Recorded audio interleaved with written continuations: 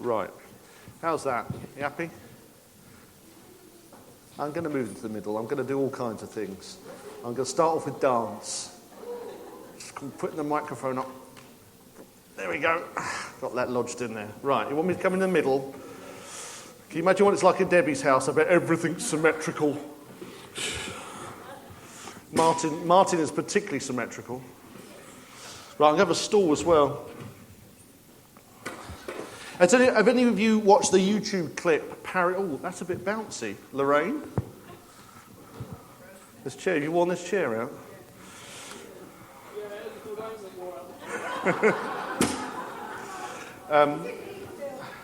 Has any of you seen that clip on YouTube, a parody of a modern church? It's absolutely terrifying because it looks a bit like us. And the reason you have the chairs, then you can stand up and you emphasise things more, you see. So, right, okay. As you may be able to tell, certainly by the end of this, I've not had as much time to prepare as I would like. So, because it's always good to talk with those, who can give you help on that, I thought, who can I talk with who would know how to deal with stuff when you've not prepared? So Mark Baden was over last night. And he gave me a good tip. He said, I'll tell you what, why don't you tell them where you want to get to at the end, and if you don't get there, you've got it covered. So I want to tell you what I want your response to be. No matter what I say, this is what I want your response to be. Okay? Of course, it won't make sense until we get to the end, but we'll hope for the best. So, firstly, I want to challenge us to turn off the autopilot. And secondly, I want us to root out idolatry from our lives. Juicy, eh? The second one kind of makes sense even before I say anything. The first one's going to be a bit more tricky, so I'll have to get some places and see how we do. Right, my wife just spotted I've got a dodgy Bible here. I've got a Bible with extra bits in it. Yes. So if I start reading from the book of Tobit, then at that point you can say, heresy, or something like that. So I've got a Catholic Bible here, and I didn't realise that until I was stuck into it. Okay, right, the question I want us to look at, is how we are in the land, okay? How we are in the land. So my particular part is looking at this whole thing about coming into the promised land, coming into the broad place. I'm really, if you want to kind of take yourself back in time, I really want to pick up on the stuff we've been looking at since we went away together in February to Clear Sound. And actually, have we said welcome to Bob Baker? Yeah. We have. I must have been the loo. Right, there you go. He was in my eye line, so... Bob headed up the school that I did my teaching practice on, so I always feel I've got to behave when he's here. So I'm gonna look this way, so I don't see him. Okay, so how we are in the land. Remember, the whole thing about Clear Sound, we talked about coming from a narrow place into the broad place. We particularly picked up the whole thing about the children of Israel coming out of the desert, coming out of the time of captivity in Egypt, and then coming into the promised land. But it wasn't an easygoing thing. It wasn't something they could just kind of walk through and do. In fact, in some ways, there were more skills and things that they had to get to grips with in that sense. So that's what we want to look at a little bit. But, there was a couple of things I just want to throw into your minds a little bit. We talked a bit about some of the stuff that's happened during the worship. I listened to this great thing on a podcast about a recent trip and a conference in Sri Lanka. And I just wanted to kind of share it with you because I got so excited. In fact, I was exercising at the time. Hard to believe, I know. But I was exercising, and I found myself running along, crying, because I was so excited. Talked about a woman that came for prayer in this conference in Sri Lanka, and her arm had been broken. I think it was a woman. Her arm had been broken and not set properly, and it was all bent. And as they prayed for her, the arm kind of straightened out. And they said, this is amazing. God's doing some amazing things. And she said, well, does he do eyes as well? And she was blind in one eye. It was just white. And as they prayed for her, the colour came back and the cornea grew back and that kind of thing. And her eye, she started seeing for the first time. And then she said, but my other eye's gone fuzzy. And what happened, she had a contact in her other eye. She had to take the contact out because God wants us to be in fullness. He's not happy just with the arm. He wants us to be in fullness. So there you go. It doesn't fit anywhere else, but I wanted to tell you it anyway. It's good, isn't it? I fancy a bit of that healing. Yeah. We'll see, Alan, if there's some opportunities. Okay, let me give you the context of some of the stuff we've looked at so far. So we've looked at the children of Israel crossing the Jordan. As they crossed the Jordan, God stopped the water so they could cross, and there's all kinds of things they had to do with taking the altar. They made a monument, and part of the monument we looked at before, when I last spoke to you, and I know Nathan did this as well, looked at the monument being a thing of saying, okay, this is what God's done. They put a bunch of stones there. It was thankfulness. It's an important starting point of thankfulness. We've heard a lot about thankfulness, haven't we, as a body of people? And you know what? We need to keep hearing it. Because we need to start there. We need to count our blessings. We need to be thanking God for what he's doing and has done with us. And it's good to revisit. I was talking to some folk yesterday, and some people have come through some time of mental health issues, of anxiety. And I know of one person amongst us who sits down at the end of the day and writes down all the things to be thankful for. They make a chronicle, I would say, a diary of such, but a chronicle of things to be thankful for. On a bad day, they can go back and relive those things. There's a choice to be thankful. In fact, there's a command to be thankful as well. You see, and there's some interesting things. A command not to be worried as well. I just looked at this during the sermon. During the worship. Right. Rejoice in the Lord always. I say it again, rejoice. Your kindness should be known to all. Interesting, isn't it? So rejoice, and your kindness, we know you've got to be doing things to be kind for your kindness to be known. The Lord is near. Have no anxiety at all, but in everything, by prayer and petition, with thanksgiving, make your requests known to God. Then the peace of God that surpasses all understanding will guard your hearts and minds in Christ Jesus. Yes? Command of thankfulness and kindness. Interesting thing there. So anyway, so they build a monument. Build a monument of stones, thankfulness, that kind of thing. We spent quite a lot of time last time I spoke to you about circumcision. Lots of wincing going on, but a thing about being set apart and different to those around them. Okay? It was also the time of the end of manna. Remember, manna would come when they're in the wilderness. It came every day. They gathered the manna on the Sabbath, and they had to live in that whole dependency way of being. And part of what I looked at you guys last time, which was about 6 months ago, so I'm not expecting you to remember. Some of you may be dialing it up now just to check and see if I said it. But it was about maturity. Thanksgiving, maturity, and living, not a hand-to-mouth existence, but living in a different fashion. So that's the context we're in. They then go, they defeat, they deal with Jericho, the walls come down, all that kind of stuff, the worship being key at the start of that. They have a hiccup with the town of Ai, or anyway, Ai. However you guys want to pronounce it. There's a lot of words here I realise that I'm going to skip over because I can't pronounce them for toffee. So they have a hiccup there, they deal with sin in the camp, they come back and they defeat that, okay? So that's part of the context, so we're going to get to talk about the Gibeonites, which are interesting. But I wanted to also pick up on the cultural context they found themselves in, and I think that's interesting. I think it's interesting because I think so much of what we're looking at and can look at in Judges, and as we look at the children of Israel coming into the promised land, I think it really reflects on our culture and the context that we have today, okay? I did some reading around. I tried to find some things. I remembered somewhere, and I've not been able to find this, so I remember somewhere there was stuff about the Philistines. The Philistine the word means something about self or glorying in self. So, now, as I say, I was unable to find that as I was researching, so some of you will find that. Neil's not here, so in fact, there's no one to check on anything I say today. So you really must weigh this yourself, right? Because it's not been checked out and not had a chance to talk to Dad about it or anything. It could be completely dodgy. And again, if I read from Tobbit, you know. So there's something about Philistines and being self-focused. But it's interesting as you look at the Baal worship. So there's the major god of that time in in that region, the Canaanites, was Baal. And he made harsh demands. So he would demand child sacrifice. But other than that, there were no laws. There were no rules to live with. There were no 10 commandments. In fact, it was a do-as-you-please religion. Do as you please. Do what you fancy. See what feels right to you. That sounds familiar to me. That feels like the world we live in. In fact, the interesting thing is it's not just a way of being, but it becomes a religion of doing what you want.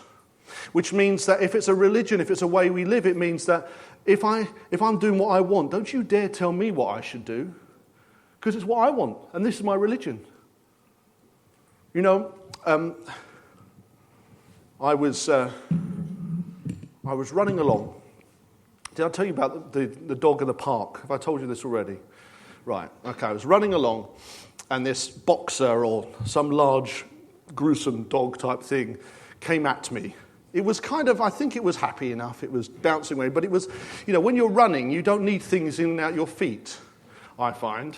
Putting one foot in front of the other is not easy. So the owner was there. I'm just scanning you guys quickly, just to make sure I'm not describing anyone. He was in tracksuit bottoms and a hoodie kind of thing. He had a particular look, which I believe is what I would say I called it a special Dagenham look. He had a particular look, and I had all kinds of prejudices about him and that kind of thing. Anyway, afterwards, at first I was all right, and he was saying, "Come away," I know, Toto, whatever he was saying, "Come away, come away." And the dog was still bouncing in and out my legs. And I said, I say, "Old Bean, it'd be wonderful if you were to remove your canine from my feet." Actually, I said, "Get him away from me." And he said, "What? You've got to stop moving then." I said, "I'm just running here in a straight line." It was interesting because he was doing the right thing to stop. Well, other than the fact he had not trained the dog to start with, and he probably should be wearing proper trousers. But other than that, he was doing the right thing. But the moment I said to him to do something, in fact, encouraging him, he reacted to me. Because in him, and I believe in us often, but certainly in the world, is such a large portion of rebellion that as soon as someone tells you what to do, it rises up in you. Like, "Oh, you've got to do, you're making it worse by running." When I lived at home, I would just, we'd finished eating dinner, mainly cabbage. I don't have cabbage as much. I mean, I don't know if as much cabbage exists as when I was a child. There was a potato, there was a bit of meat, and the rest was cabbage. Anyway, they all fancy things now since I moved out. Right. Anyway, so I'd just be finishing my cabbage, and I'm just about to get up and go and do my homework, and my mother would say, "Go and do your homework." And I said, "Right, I'm not doing it now." Because I was going to do it.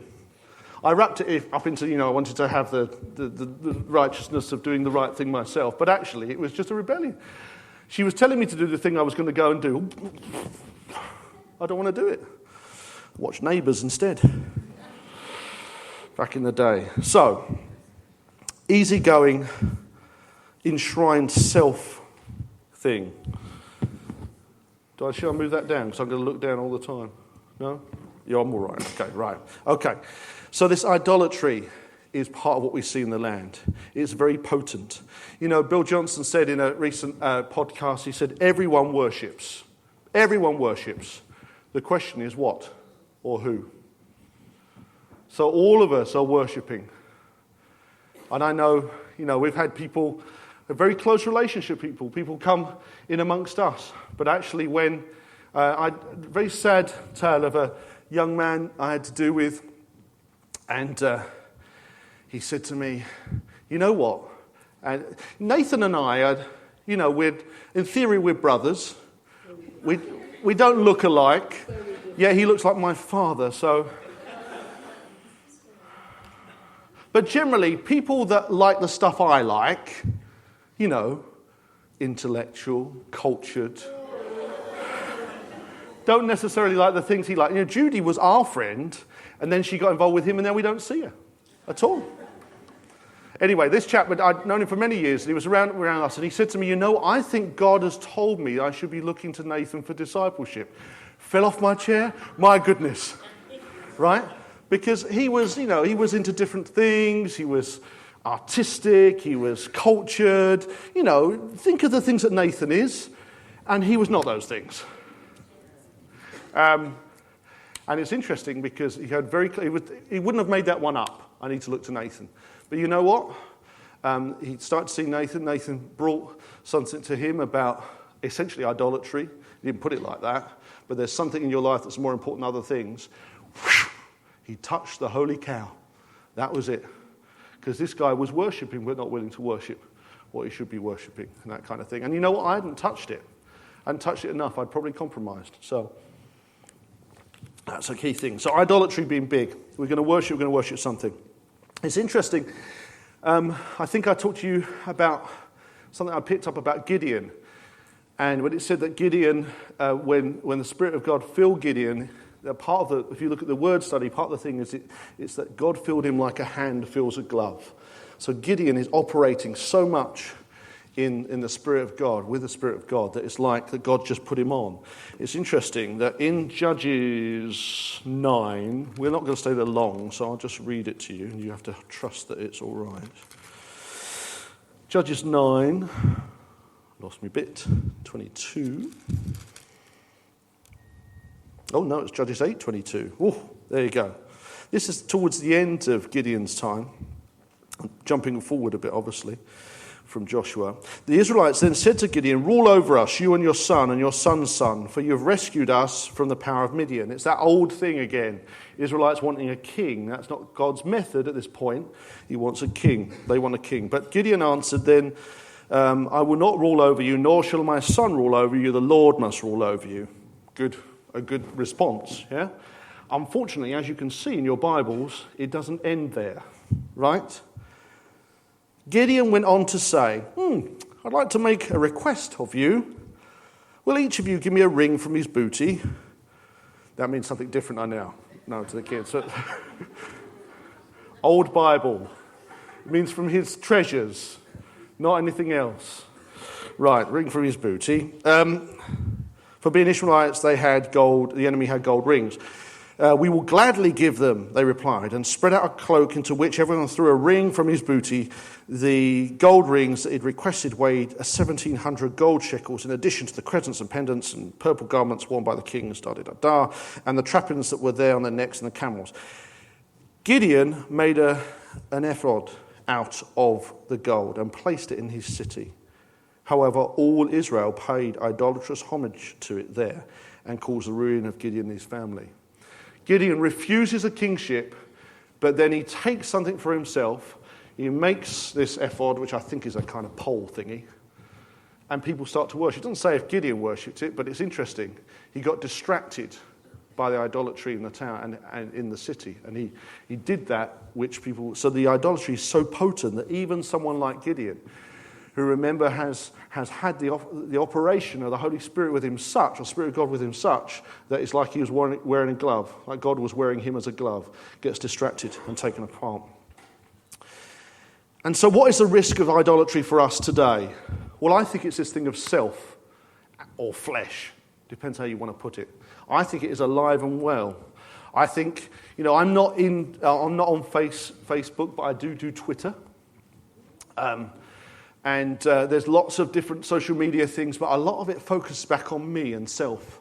And it's also very powerful and very useful, and it's a technology, and we can use it. But actually, how we use it, I think, is quite potent. I almost use Heidi's Facebook to go and get pictures of people, maybe particularly our young people doing selfies and pouting into the camera, particularly Gary Walker. You should see his pouty pictures. Yes, big, lots of lipstick. The special red dress he's got. No, but these things, the self-focused stuff, and that's just the minor stuff, the stuff on one side. But the thing of self is really big. And I think it can be alive and well in us as a church if we don't challenge it. It means that someone can post an issue or problem or a thing they're struggling with. And what we can do is we can dish out platitudes because we want to be nice. right? We can dish out good advice. We can kind of be, helping people say, oh yes, let's pat you on the back, rather than actually looking to challenge and hear God make a difference. We can get stuck in worldly wisdom and things that sound good. There's a lot of worldly wisdom kicking out. I regularly write blogs, and I have to be careful to think, am I just putting out kind of rehashing of an agony aunt type thing, or am I trying to make a challenge? That's why it's good. Dad often says to me, he reads some of the stuff I've said, or with some of the stuff we've posted in Faith Action, he says, oh, that's good, but what's your answer? What's your response? And it's a good challenge to have. What do you want people to do? That's why I had to start today saying, what I want you to do at the end of this. What's our response? You know what? Ken's not here, is he? Absolutely perfect, because it means I can tell his story, and if I get it wrong, he can't tell me. But this is how I remember it. I was sitting with Ken Jarvis. We were going to have a meeting about some medical stuff that we were looking at for Faith Action. And I said to him, Ken, I don't know how you became a Christian. And I thought it would be some kind of friendship evangelism thing, some kind of... And he said, well, as I was studying medicine, as I was studying the science and all the kind of wisdom and all that kind of stuff, I looked at the human body and I realized there must be God. See, all the earthly wisdom, all the earthly knowing things, at the end, results in not being enough. And I think that's a potent thing. We must get Ken to share his testimony, and we must dwell on that a little bit. So often people go into extend their brains and study those things, and they fall away from God. But it's interesting, and that actually brought him to God. So, how do we deal with this idolatry within us? Firstly, one of the things I think we have to do is, again, look at what God's been talking to us about discipleship. And some of you may recall that a while ago, or actually a number of years ago, we had a chap called Davy Cobb who came and spoke to us, and he talked about different ways of listening. Now, I can't remember the right term. You might remember, David. I can't remember the right term. There was hupo and kuo, and I don't know if that was the good one or the bad one. But basically, how we listen makes a heck of a lot of difference. In fact, part of the whole thing is the word to listen alongside, i.e. as a peer, is actually similar to the word to rebel. So how I listen makes a difference.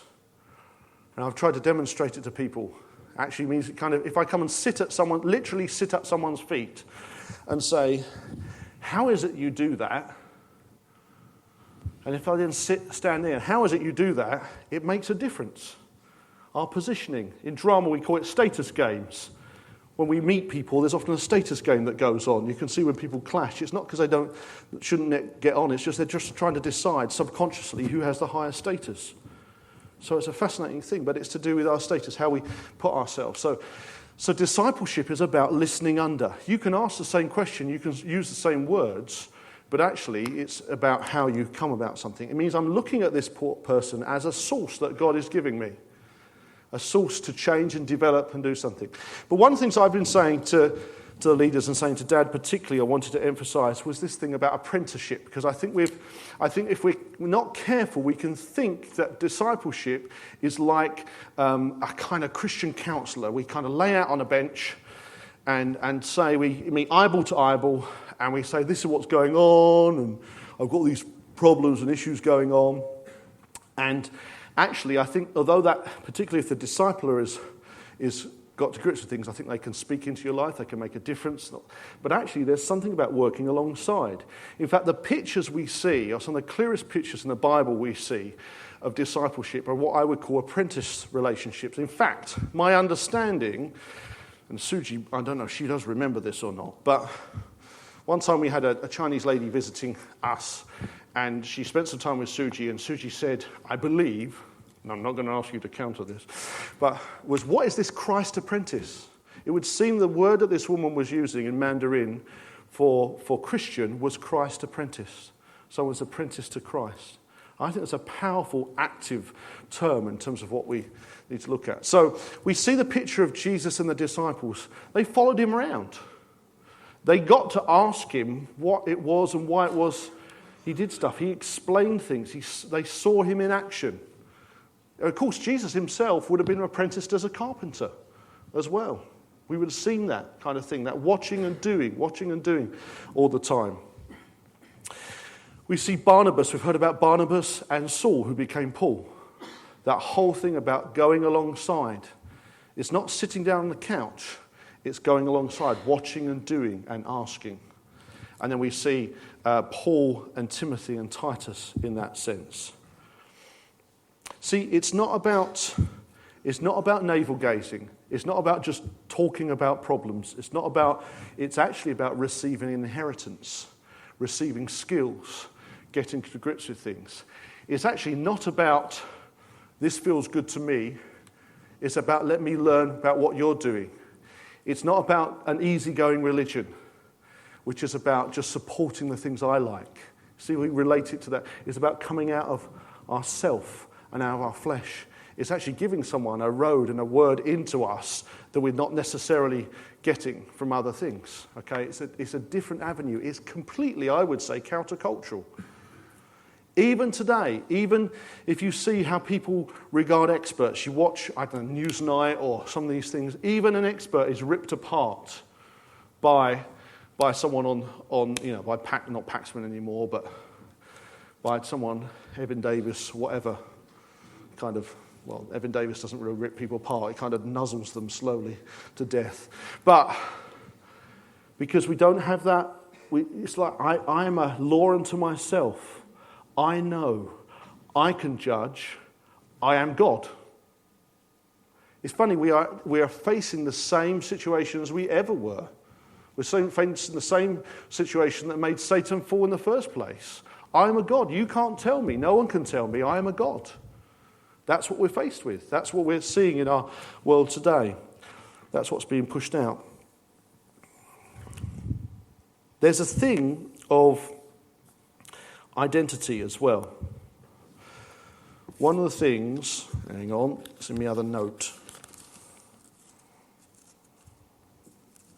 One of the things I've noticed, and I don't want to take too much time to go into this today, but if I can say something is who I am, then you can't question it.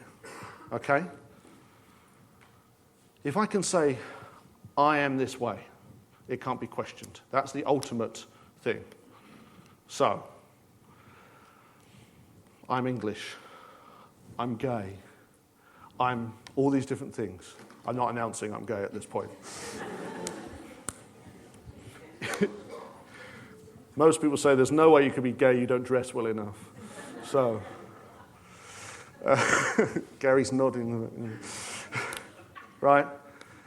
All those things, they can't be questioned. I don't want to go into all of those, but as soon as I make it an identity, as soon as I say this is who I am, that means you can't question this thing.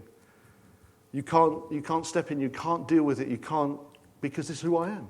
I take a behavior and I make it who I am. And I think that's the thing we've got to be careful with. We take something we're facing with some crisis and we say, I'm like this. I'm a person with a limp, metaphorically speaking. And that's who I am. I'm now defined by that. And you can't question it, because that's who I am. That's what my identity is. I've been talking to some folk at work. It's interesting when you're dealing with management issues. I said to this chap recently, I said, listen, you have got a problem. It's like a stake in the ground. You're now cementing around that stake, and it's your very identity, the very thing. And you can't touch anything because it all links onto that thing. It's amazing how this one disability then actually creates a whole way of being. But you see, if you're in a discipleship relationship, if you're open up, if you're seeking to listen under, all that has to be cast to one side. It has to be different. And it's so counter the world we live in. It's so counter the way things are. Right. Let's look at Joshua 9 together. So, context I gave you, just had done with Jericho, done with Ai, we're done with these kind of places, and we come along to these tricksy people called Gibeonites. Okay, we go from verse 3. Now, because I'm reading from my alternative Bible, this will be fun, because nobody will be able to follow it unless you have a New American Bible version. Not New American Standard, New American Bible. See? You should see the puzzle in his face. Right. On learning what Joshua had done to Jericho and the inhabitants of Gibeon, they put into effect a device of their own. They chose provisions for a journey, making use of old sacks for their asses. It's going to be one of those days. For their donkeys. Booty and asses. We're having a wonderful time. And old wineskins, torn and mended. They wore old patched sandals and shabby garments. Sounds like us coming to church. And all the bread they took was dry and crumbly. They thus journeyed to Joshua in the camp at Gilgal, where they said to him and to the men of Israel, "We have come from a distant land to propose that you make an alliance with us." But the men of Israel replied, "You may have been living in the land that is ours. How then can we make an alliance with you?" But they answered to Joshua, "We are your servants." Then Joshua asked them, "Who are you and where are you from?" They answered, "We are your servants. We come from a far-off land because of the fame of the Lord your God." And anyway, they basically recognize all the stuff God's done. I'm going to jump down. Otherwise I'd be here all day. We propose to make an alliance to you, verse 12. "This bread of ours was still warm when we brought it from home as provisions the day we left to come to you, but now it's dry and crumbled. Here are our wineskins, which were new when we filled, but now they are torn. Look at our garments and our sandals, which are worn out from the very long journey." Then the Israelite princes partook of their provisions. I had a bit of taste. So yes, this bread is truly mouldy. I had to put that myself. Without seeking advice of the Lord, so Joshua made an alliance with them and entered into agreement to spare them, with the princes of the community sealed with an oath. Right? Verse 14, that's the one to star across. Without inquiring of the Lord. They saw something, they judged it, and they made a decision. They didn't ask God, they were on autopilot. And then we see what happens. So what happens after that is they realize, in fact, I've got a map here, it's really great. So you've got Gilgal here, Jericho there, quite close. See? I was into geography, because when you study history, you can't do geography. So this is distance for me. So here's Gilgal, here's Jericho, and Gilead's not here, it's here. So about a day's journey, or 2 or 3 journeys, they realised actually this place that they said they from far away was actually really close. It's actually within the area of which becomes Benjamin, the tribe of Benjamin overseas. It's right flat bang in the middle of the whole kind of thing. It's not far away at all. They didn't seek of the Lord. They saw the thing, and this is Joshua. This is Joshua. It's just like Gideon earlier. This is Joshua. It's not like, we're not talking about someone's a bit daft. Sometimes we think Samson's a bit daft, don't we? Or we think Adam's a bit daft. We know they're not, but these guys really are not daft. God's been operating with them. They've just turned their brains, just gone onto autopilot. I thought, well, there you go. Those clothes are worn out. That bread is mouldy. Let's make an alliance with these guys. I was hearing recently a whole thing about sometimes there are things we come across in our lives which we don't deal with as God would have us deal with. Instead, what we do is we make an alliance and then we try to manage it. And if we go on then with those verses, the people, so the rulers make this deal with them. The people are not happy with Joshua and the other leaders, and they really want to do something to him. But they said, listen, we've made an oath. It's interesting, that oath, you kind of think, well, that oath was made under deception. When Saul, a couple of 100 years later, goes and attacks the Gibeonites, God deals with him because they didn't keep to their word that was made in the wrong place. So that oath was something that you had to stick by. So what Joshua says in the end was, "For this you're accursed. Every one of you will always be a slave. You'll be the hewers of wood and the drawers of water." So he makes them slaves, but he manages them. He doesn't wipe them out because the alliance is made. And I think there's a warning for us there. Are there things that we should be wiping out and dealing with that instead we're seeking to manage? Oh, I've got it enslaved. I'm managing this, but it's still there. Because if God says this is the land for you, let's not manage it. Let's not have a second-class thing going on. Let's deal with it. Let's move on past. They looked with their own understanding and they didn't inquire of the Lord. They were on autopilot. We can't be on autopilot. Spiritual maturity is required of us. That comes partly from discipleship. We're not living on manna anymore. We're not living a hand-to-mouth existence, but we're having to cultivate the land. We're possessing the land. We need to be fully aware of the enemy and the enemy's culture, which is attractive. It's a do-as-you-please culture. It's really attractive. I found myself in a conversation yesterday with one of my children who said to me, well, why wouldn't someone just do something for themselves? Why would they do something for someone else? And I thought, it's interesting. I'm having to explain why we shouldn't be selfish. But actually, that's probably a conversation we need to have more often. We shouldn't just assume that people agree that we should be selfish. Like Nehemiah, we need to be at the wall with the trowel and the tools of our trade, but with a sword as well. I think there is a thing about possessing the land. It's not all going to fall in our laps. There's some work that we have to do, and there's an attention we need to pay to the whole thing. I almost showed you a GCSE history video. I got very excited. I was watching it last night. I realised we really wouldn't have the time. But I did. But as I watched it again, I've not watched it for a number of years, but I got this feeling of terror in me, and it's a very interesting thing. It's called History File, and it shows different aspects of living in Nazi Germany, what it was like for women, what it was like for Jews, what it was like for young people. And the clip I was particularly thinking to show you, there's so many clips that were really powerful. It was interesting. About 6 months after Hitler comes to power in 1933, he's giving a speech. He says, when my enemies, when the people that don't support me say, we don't support you, he said, I don't care because I have your children. He actually states, I have your children, and soon they will know nothing about the community that I talk of. And here's the interesting thing, he went and he did it. All the children were sucked into various different Nazi things. They took things over, and they just gradually brainwashed them.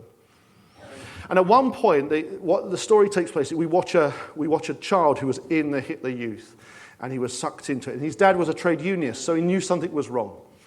And his father says to him, all this is balderdash. All this that you're being taught in school, all this is rubbish. And he says, that's what I'm going to do. I'm going to go into school. I'm going to tell my teacher it's balderdash. And he said, the terror on my parents' face when they realized what power that kids had over them. He said their faces drained because kids would do it.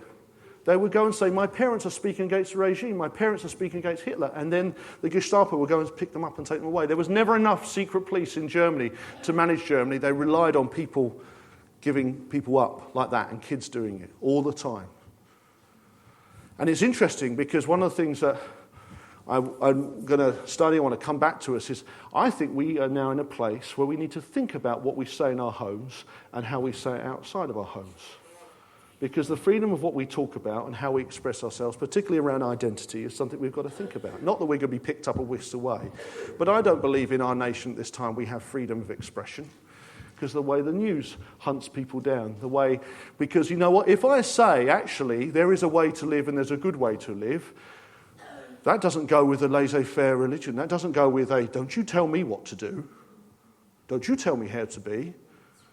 And the whole of media is tempered that way.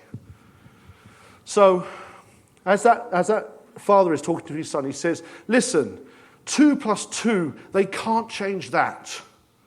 But this other stuff, if it's opinion, ask whose opinion it is. But what did the Nazis do? 2 + 2 wasn't just that. They asked the children to work out, if we did away with all the disabled people in Germany, how much money would it save Germany? The maths had the whole thing of the country within it. The whole way of thinking was within it. And I think that's why we have to be awake. We can't be on autopilot. We're not living in Nazi Germany. Okay? But we aren't living in a place which is free. We are living in a place that has a complete different mindset to us.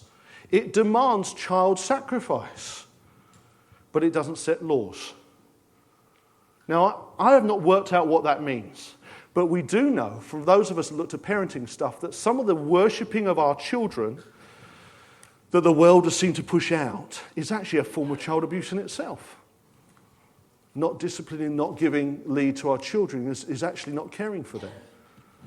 So here we have a culture we're lived in. And the thing I would want you to do today is to think, actually, what is it? How is that culture of this world? How is the religion of this world coming into my household and affecting us? How is it affecting us? Where are we? I don't want us to go into a ghetto and to cost, but I do want us to be aware. I don't want us to be on autopilot in that sense.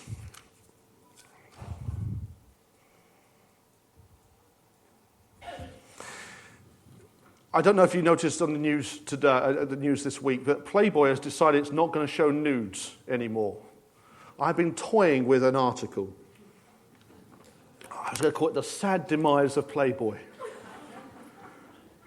This is why I'm pleased my mother's not here. The editor says, my 12-year-old self is really disappointed with my 40-year-old self now. But why have they stopped showing nudes on Playboy? Don't need to. You're 2 clicks away from any sexuality you want to see. Okay? So you don't need to show it anymore. It's so passé. It's there. It's part of the deal. It's right there in front of us. It's naturalized. It's normalized. Remember, Jamie's been talking that when he was a kid, which was only a year or so after I was a kid, but if some lad had some pornography, it was a kind of a little bit of you're a bit weird. But now, it's everyone does it. There's a lessening and that kind of stuff. And there's lots of other things. I'm just picking up on those things because it was in the news particularly. So the culture is right there in front of us. Right. This is where I really wish I'd numbered my sheets of paper because I'm all over the place. If I start again, you'll know we're in trouble. And those of you sleeping, we can wake up and hear it again. Right. There's a powerful picture we have to have of needing to be awake and inquiring of God, and we see that with that warning about the Gibeonites. Our relationships need to be active and not passive. We need to be aware of the idolatry of self and how it touches down in us. Yeah? And that means we need to challenge one another. We need to not let things just slip by. We need to challenge one another. We need to be thinking, we need to be asking questions. When someone says something, don't think, they're in Phil's, what you got, a development group or a home group? Development group. They're in Phil's development group, he'll deal with that. No, we all need to deal with it. We need to not let the thing slip by because, they may not say it to Phil. We need to be working out our salvation with fear and trembling. We need to be thinking about these because, the whole world is seeping with this religion. Its own religion. It's seeping to affect us in different ways. And we have to stand up and think on what's happening. Apprenticeship, discipleship, that whole thing bucks the worldly trend because I'm sitting under. And that's a powerful in itself.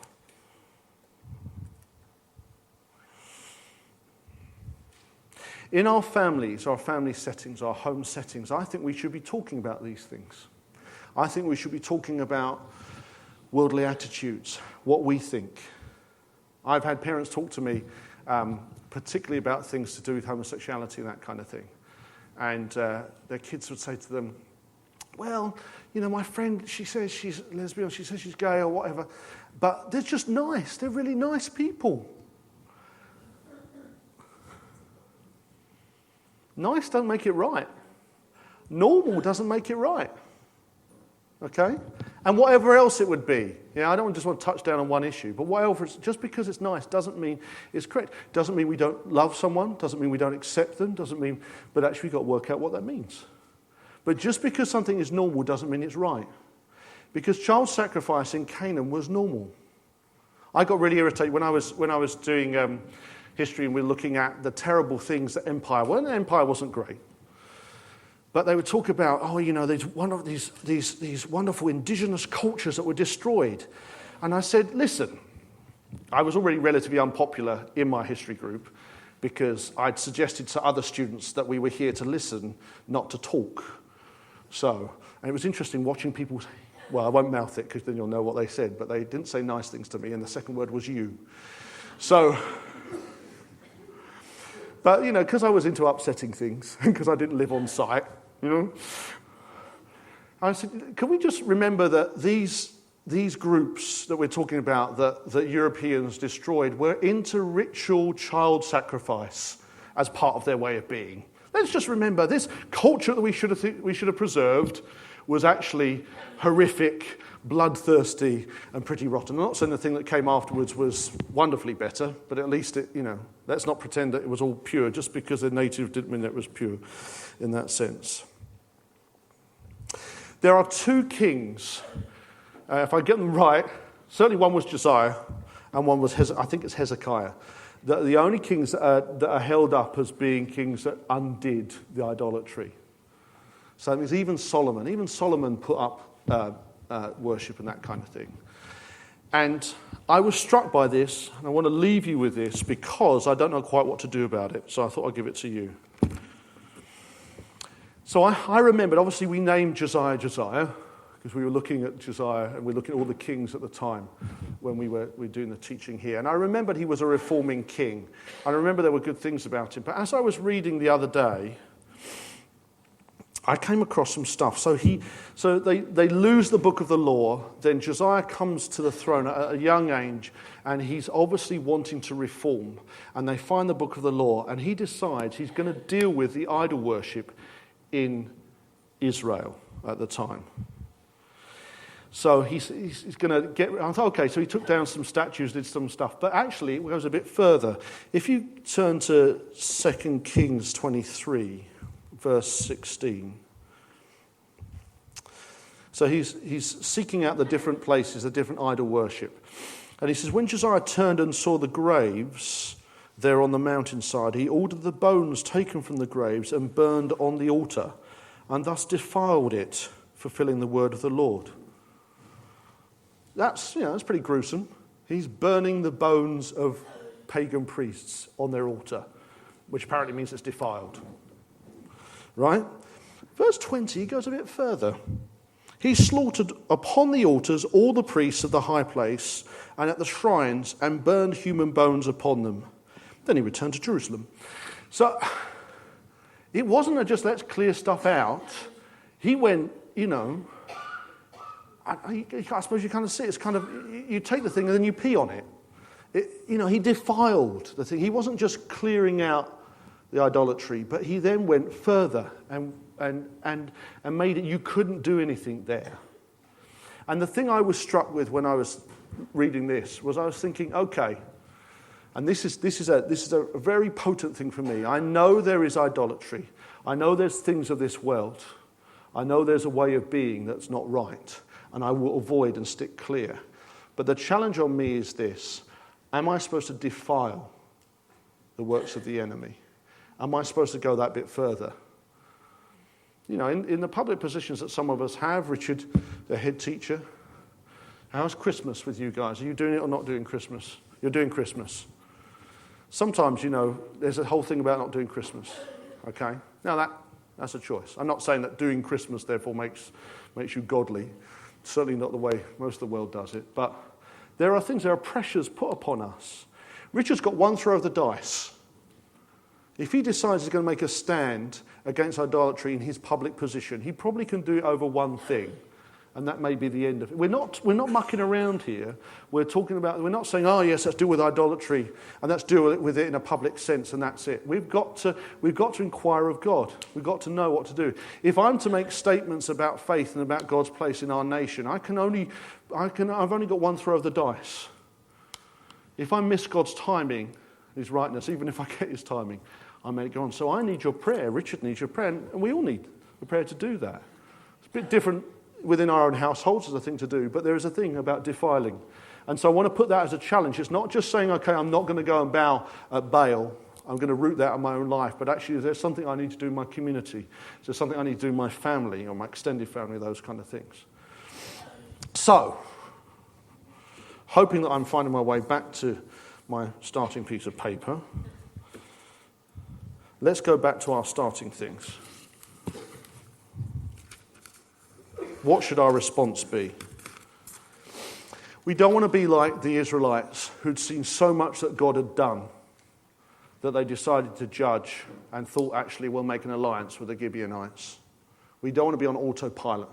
We don't want to drift through thinking, these poor people, this is nice, I'll judge them myself. We need to inquire of God. We don't want to accept the culture and the ways of the world around us without interrogation, without working out what it should be. And we want to root out this thing of idolatry in us. Where does that self thing happen?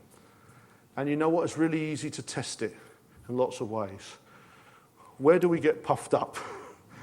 Where when someone says something to us, I really don't like it when they say that like that. Where is there basically rebellion in those kind of things? That's you know what? The funny thing is I've been chewing this over for the past year or so in different bits. I've been thinking, actually, it's the same old, same old. It's who's king? Who's God? And actually, those things are really potent to us. Okay? So, let's consider, let's search, let's think, see if there's any autopilots, and let's start to see if there's any need to deal with idolatry in our own lives. Good, thank you, Daniel. Lucy? Where are you? There you are. Right. Gary brought a sense to me during worship that God wants to break barriers for people today. So if you feel there's some barriers in your mind you're looking for God to break, then do come and you can access the prayer team after. When we were worshipping, God gave me a picture that didn't really fit with the worship, but it really fitted with what Daniel said, so I asked Nathan if I could share it. So it's a picture of we've seen quite a lot of rugby lately, whether we want to or not, haven't we? And it was a rugby pitch, and there was a guy running with a ball to get a try, like really running. And the other team members were just standing there watching. But one of his own team members is going in for the tackle. I'm thinking, this is odd picture. But actually he's going for an own goal. He's got disorientated. So he's going for an own goal. He's got the rugby ball. He's going for the line. And one of his own team is tackling him. And to me, the picture is of discipleship. You know, we're not in this alone. We're in a team. And I think for us, some of us, maybe some people can identify more strongly for a particular situation. You're going for something with all your heart, but somebody's coming in and tackling you. That's probably the person who you're looking for discipleship. And it's like saying, am I going to say, what are you doing? Get off. I know what I'm doing. Or are you going to say, oh, okay, you're tackling me on this one. I'm going to trust your your intervention, your judgment in this situation. Right, thank you. So that's it. So if you want prayer, the prayer team will be here. There's details in the newsletter about where the tea and coffee are. Thank you very much.